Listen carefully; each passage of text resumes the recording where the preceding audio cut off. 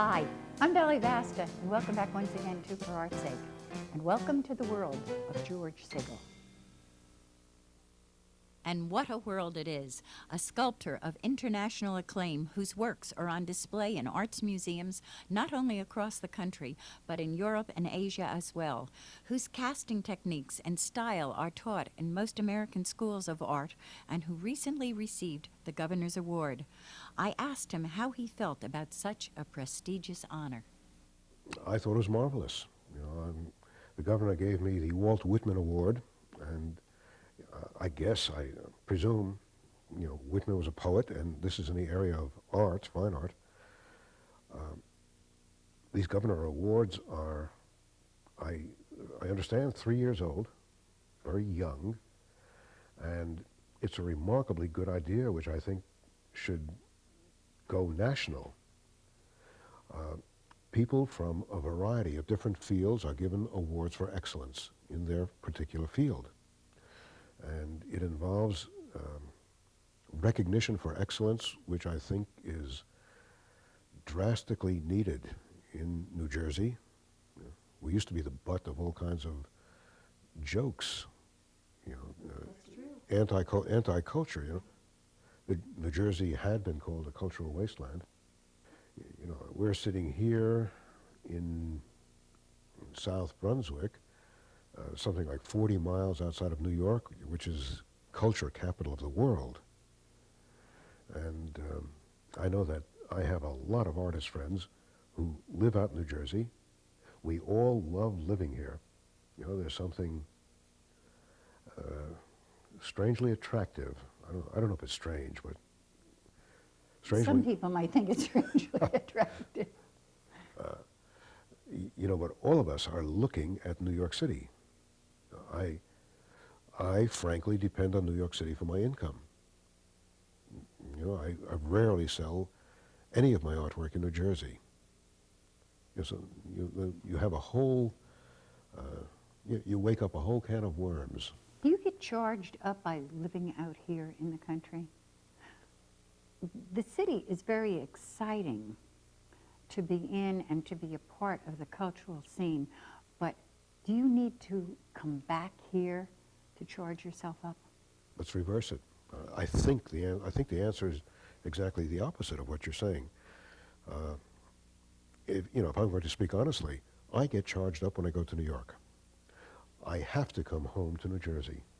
I need the space and the quiet, quite frankly. Being in New York, for me, is like being in a pressure cooker. Everybody's articulate, everybody's smart, everybody's right, and everybody's yakking in my ear.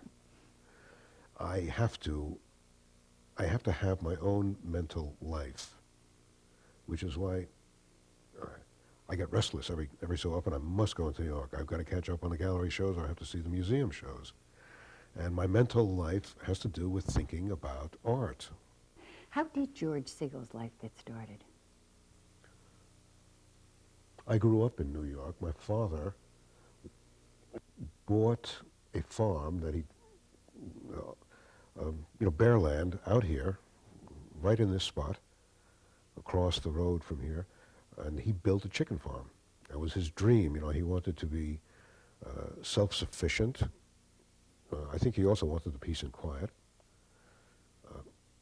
And I was a kid, like I was 13, 14 years old. And I stayed in the city. I lived in my aunt's house, and I finished high school.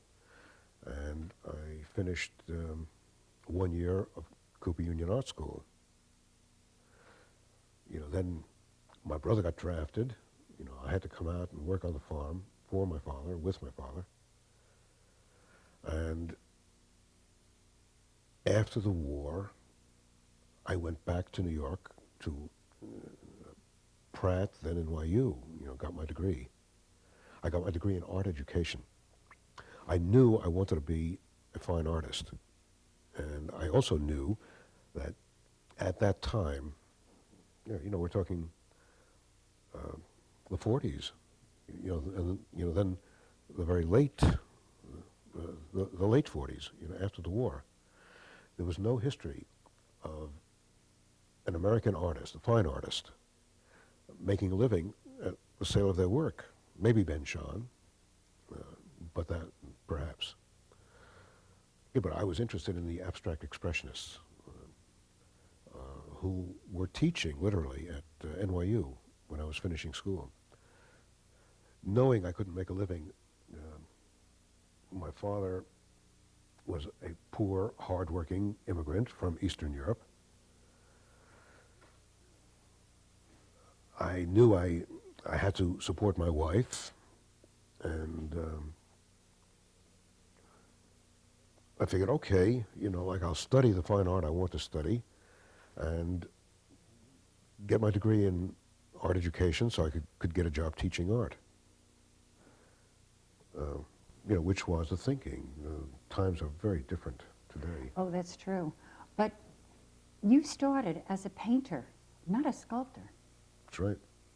What moved you over into sculpting?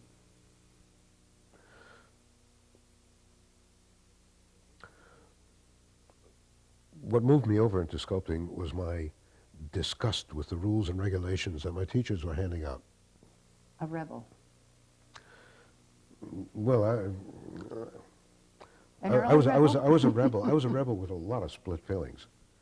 I was going to Pratt, and I saw a student show of what looked to me to be marvelous, exciting painting, and it turned out, looking backward, it was student derivative, abstract expressionist painting.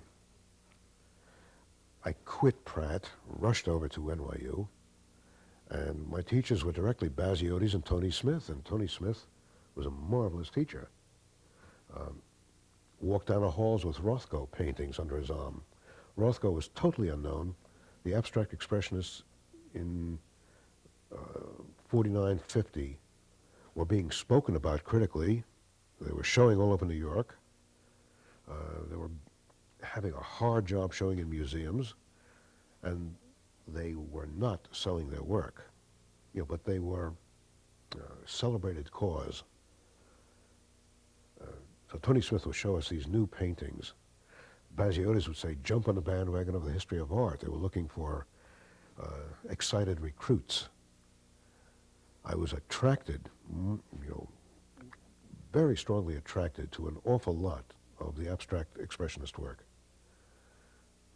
I love the anti-materialist business, no money, and I love the idealism.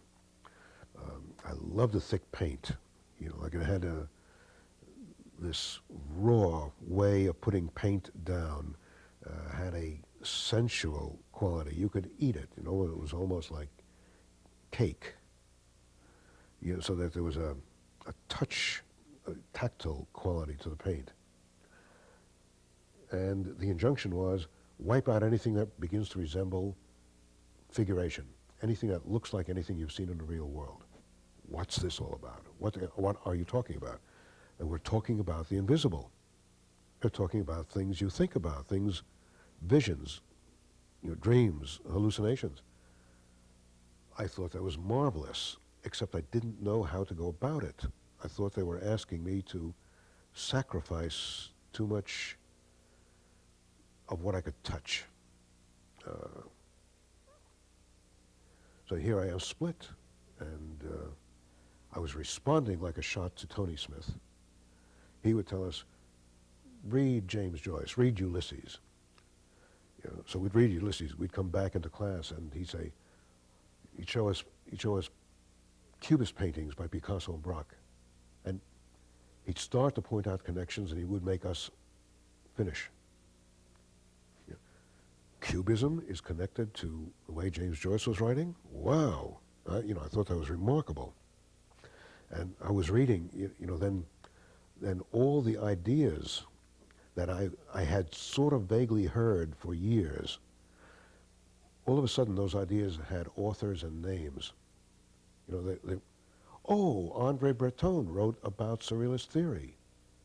Oh, Jackson Pollock is painting these strange drip paintings, but they're really connected with surrealism. And what's surrealism?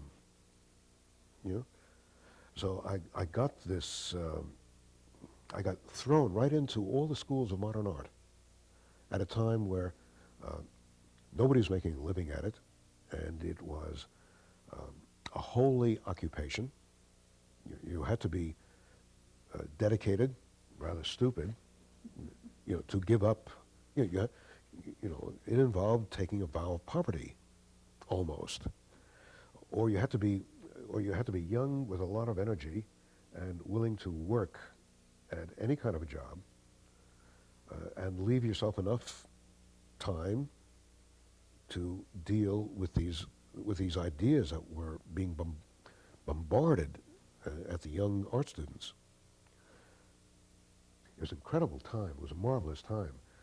My apologies. I never really answered simply or quickly your question about why did I change from painting to sculpture.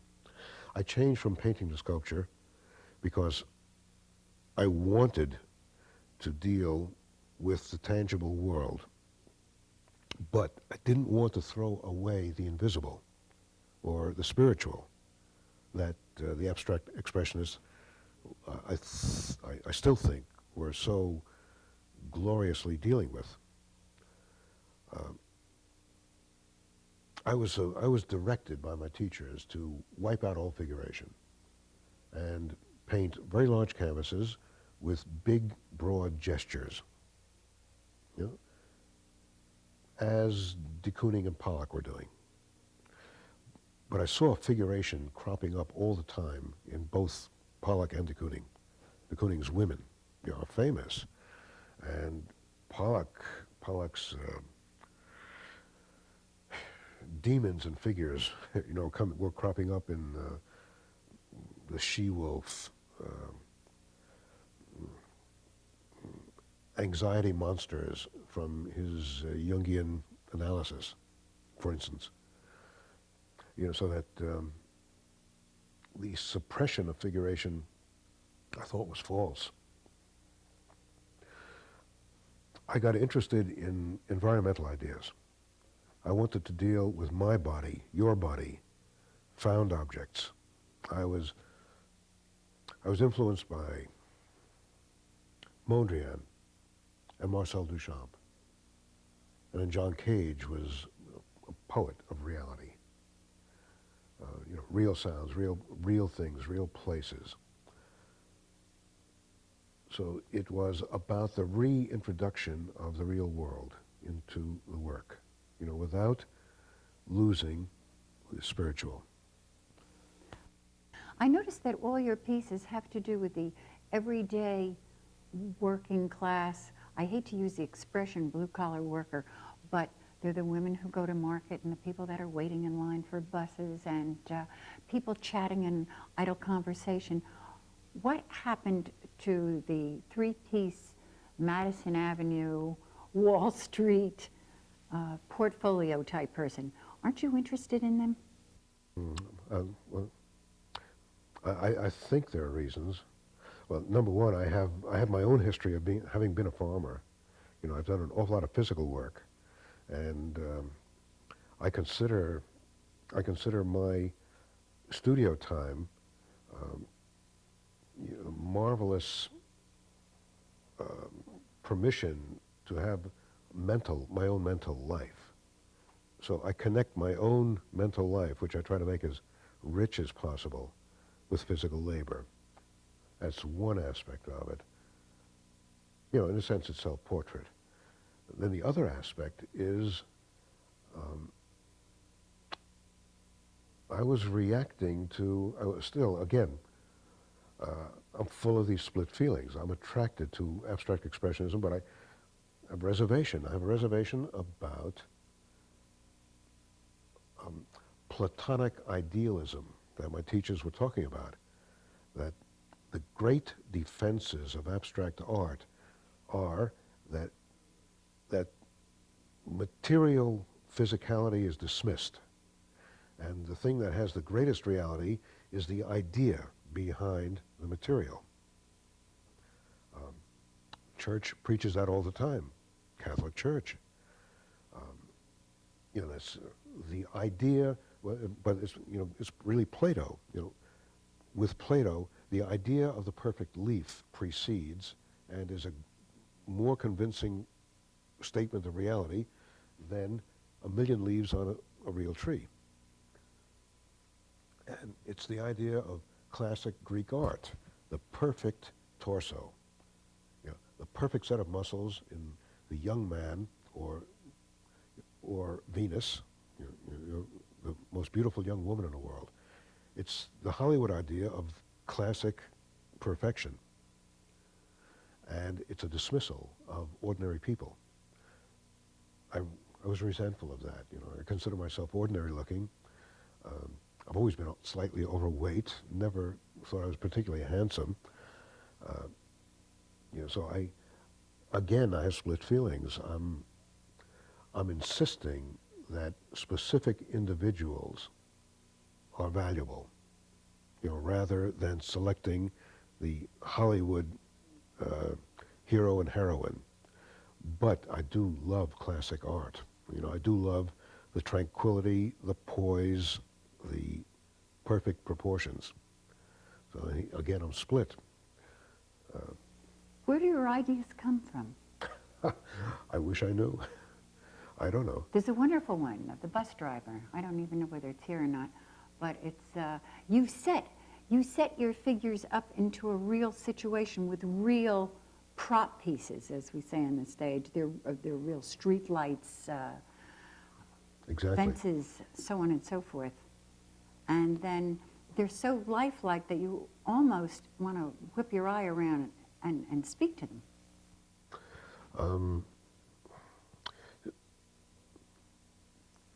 It's my argument with abstraction. I don't disagree with the ideas of abstraction necessarily. I'm quarreling with methodology, perhaps. If I have a dream, it's very vivid. You know, like I can dream of a colored ceramic surface. I think I did last night. You know, with a texture on it. My dreams involve extremely vivid memories of things I've seen in the real world. And they loom and they fill my vision. And they somehow feel twice as important. I may have passed it, you know, like I may have passed it casually, but somehow you know, the image sticks in my head. What's it like for you to walk through your studio and see all your pieces? That may be a central question, because I'm able in my studio to put out my pieces better than I can most times in a gallery. Gallery space is dedicated to display of objects, a single object to be plucked off the wall and, you know, taken, bought and hung up in either an apartment or a museum.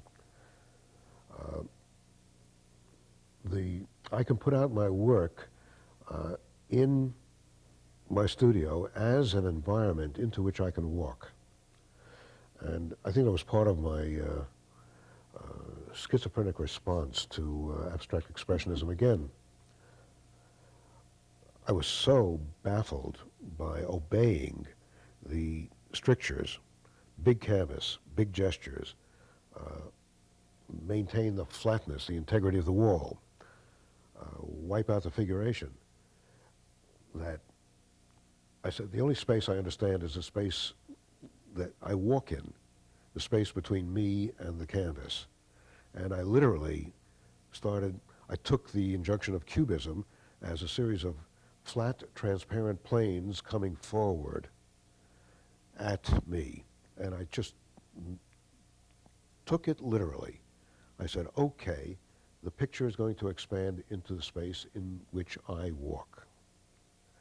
And as soon as I decided to do that, all these weights rolled off my shoulders. I was so comfortable dealing in sculptural space immediately around me with no ground rules.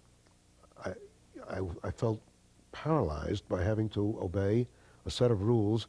And I once asked Baziotis, how long did it take you to arrive at your style? He says, you laughed, you had the good grace to laugh and say, I spent 25 years painting derivative Cézanne. Tell me about your figures. Each of them is such a classic within themselves. They must have stories behind them. In 1978, I was commissioned by a private organization to make a sculpture commemorating the killings on the campus of Kent State University. The killings were done by National Guardsmen after a full day of demonstrating by Kent State college students against the extension of the war in Vietnam into Cambodia. The stipulation was that before I did it, I was to visit the campus and the town, which I did. And I discovered the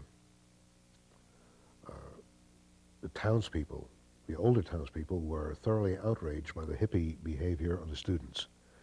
And all their feelings of patriotism and loyalty to the United States were outraged by the fact that the students were burning their draft cards and refusing to report for government service.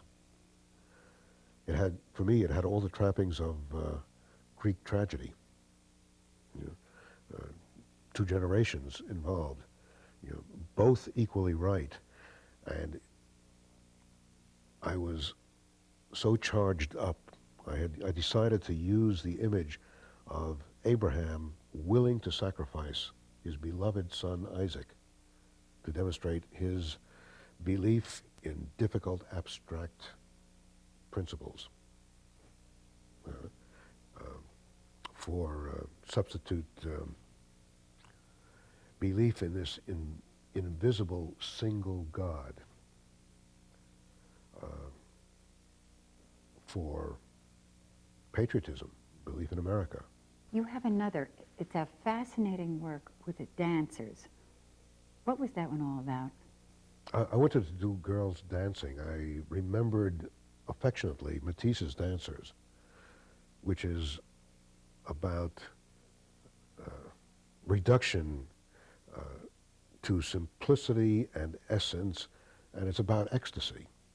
You know, and it's weightless and it floats. By the way, by virtue of the way I work, I have to do one figure at a time, and I have to just keep building and adding.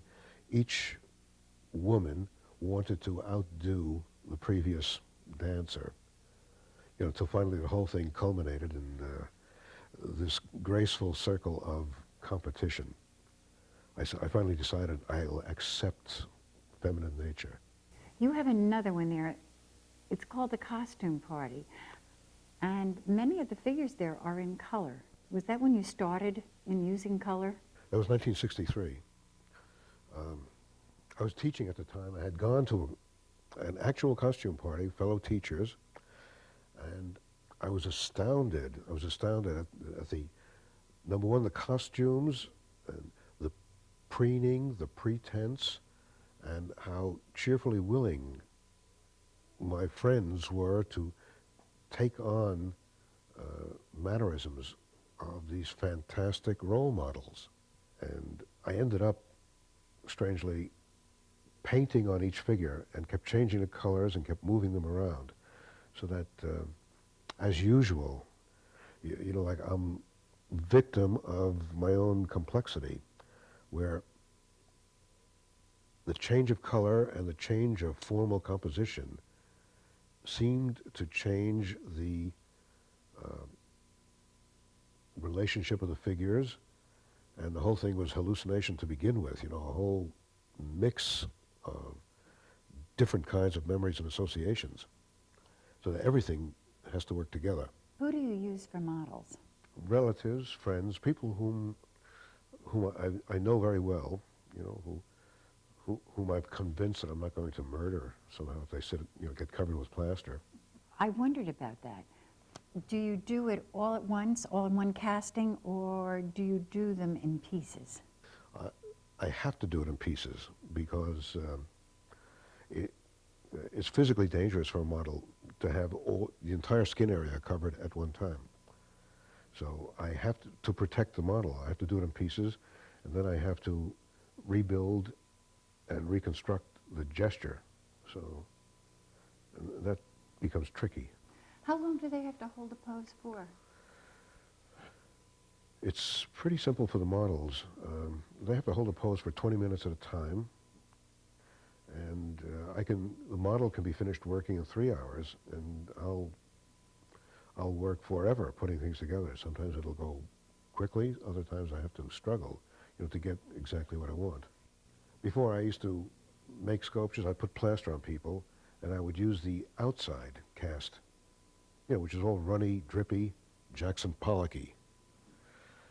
Later on, I started casting on the inside. The inside was a perfect negative of the exterior of the person. The inside, it was, like a photographic negative. I could get skin wrinkles. I could get texture of skin. I could get hair.